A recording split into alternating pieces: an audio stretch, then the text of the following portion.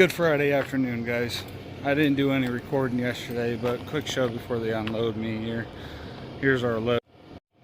Bunch of the giant roofing rolls and some pallets. We crushed a couple of the pallets on the other side. Hang on a second. Not the pallets, but we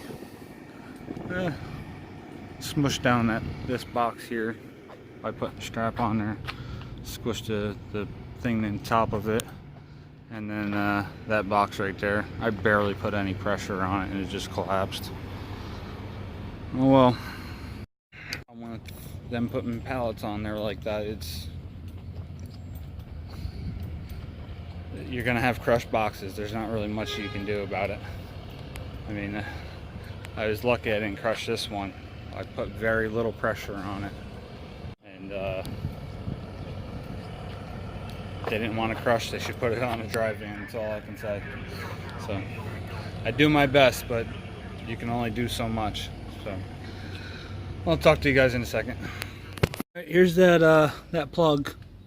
She's nice and flat now because she's right on the tread. It just wore right down to be flat with the tire. So it turned out pretty good. That little marking there, I believe, is from oh no, I'm thinking the nail that was in my drive tire. I don't know what that is. That's probably just from possibly just from the plug leaned over. I don't know. I have no clue. It is what it is. I bought this tire used. It's a drive tire. That's why it's got drive tread on it. Just to match up, because the trailer tire that was here was the one I used last year to replace the blowout I had on the tractor before I changed the tractor tires. And these tires are still, I bought this with 730 seconds on it, so it's probably 530 seconds now. These ones are about 430 seconds.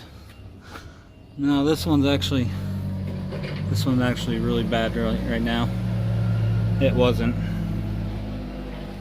So having the different sizes messed that one up even more. It wasn't that bad. It was like the rest of these. It's about 430 seconds.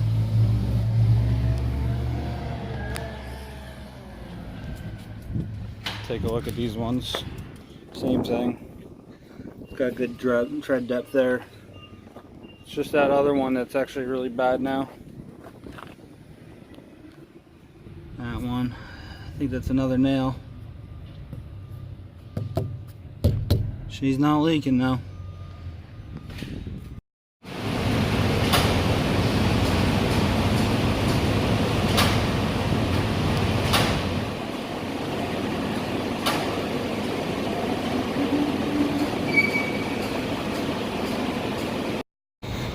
What's up, guys? So I still got to figure out where we left off last, but this is the load that we were supposed to take up to Michigan. At first we had a load yesterday that was going to Toledo, Ohio. I wasn't paying much of anything. She called me up and said, hey, do you want to do this load instead? It's going to Michigan, paying $1,600 rather than just over $1,000. So I was like, hell yeah. We got it all loaded up, all tarped and everything, ready to go, just about to pull out, and oh, hold up, there might be a problem. Yeah, now we got to take the freaking product off because their machine's broken down over there and they have nowhere to store the stuff. Now I'm waiting for this dingleberry to get out of the freaking door so I can back in where he is, and he's just sitting there putzing around taking his freaking sweet old time with his damn tarp.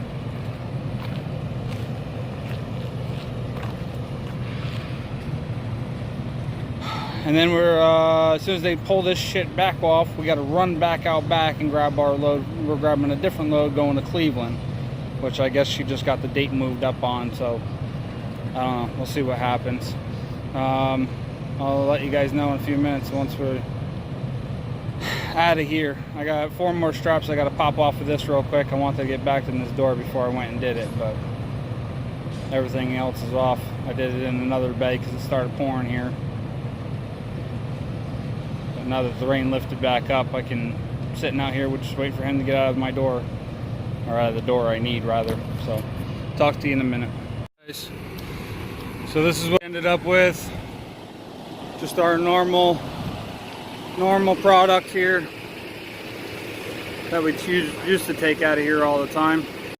Alright, so right now it's showing me an ETA of 1:15 tomorrow morning. Definitely already know I'm not going to make that, so I'll hook that up in a second. Made out pretty good on the truck not used. They gave us $300 for that, which they could have just given me the 150, and I would have just been pissed off even more.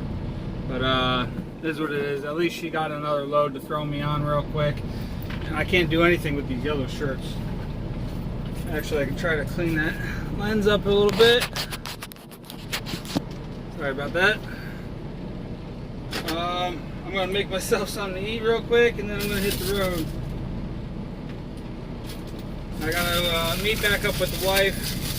Forgot that I needed water for the truck, so she's going to run over and grab that for me real quick. And I needed another box of cereal. I've been eating a lot of cereal and with blueberries lately.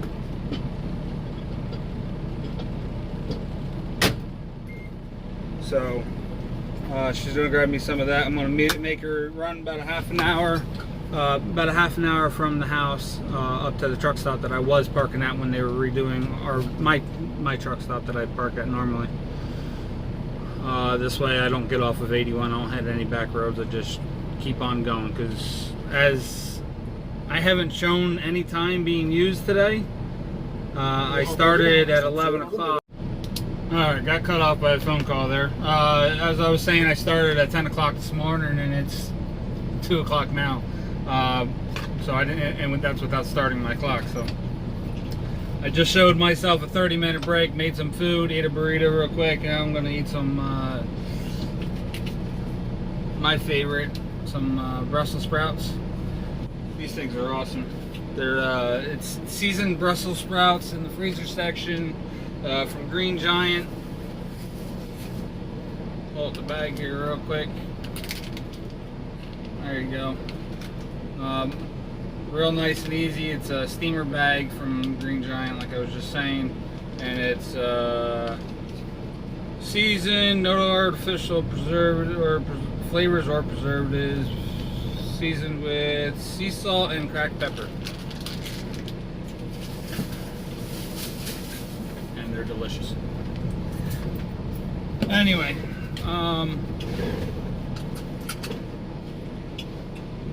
which they actually caused me to break my teeth twice.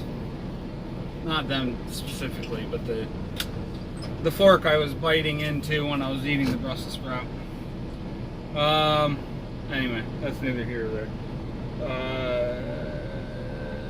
Oh, this morning I've been having a clicking problem. So the truck's been starting, but the starter solenoid, the little solenoid on top of the starter, which had given me problems a few months ago, all I did when it was giving me problems before, I ended up loosening up the nuts, I tightened them down a little bit, and then she started working fine. This morning I tried doing that and went to go loosen it up a little bit. I loosened up the first one, tightened it back down, loosened up the second one, and it snapped off. So now the only way for me to start the truck is to take my broom handle, wedge that into the clutch to hold the clutch down, and then I gotta jump underneath the hood. After I get the key to start clicking, I can't just turn the key on. The key's got to be click, click, click, click.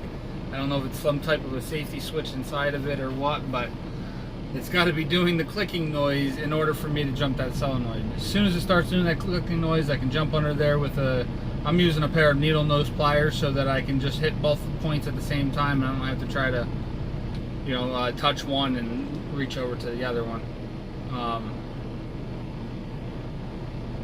And that's the only way I've been starting it. So for this morning. Gonna try to get it fixed through the week. Right now we're gonna head over into Cleveland and then try to get a load down to Louisville and drop this trailer off. And And right now I gotta call up the insurance people at Mercer and find out what I gotta do about getting this other trailer set up. So I'm gonna end the video here. I'm not exactly sure where I was. I'll show you guys the couple clips that I had at the end of last week. Damn it. But I think all I was pointing out was that last week I picked up that load going to Rochester of those what was supposed to be hazmat, and I really don't think they took anything off of that load.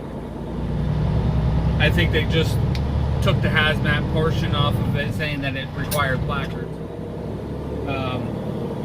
They said that they took one box off to come underneath, to come under the requirement for placards. But it is what it is. But I ended up going an extra 80-something miles up to my buddy's for him to come pick me up. Him and his wife and his son actually came pick me up. We ran over to the bank, got the lease paper notarized, and we both signed it, got all the information put on there. And then I jumped back in the truck. It took about an hour and a half. So it was about a 2.5 hour detour between the time that it took us getting everything done and the extra hour. It was actually like an hour and 20 minutes. So damn near almost a 3-hour detour, and still got the load delivered on time. We got all the paperwork. I got all the paperwork submitted on Friday, and between yesterday and today, she finalized everything. And like I said, now I just gotta call insurance. So that's it for this video. Thanks for watching, guys. Stay safe, and we will see you tomorrow. See you.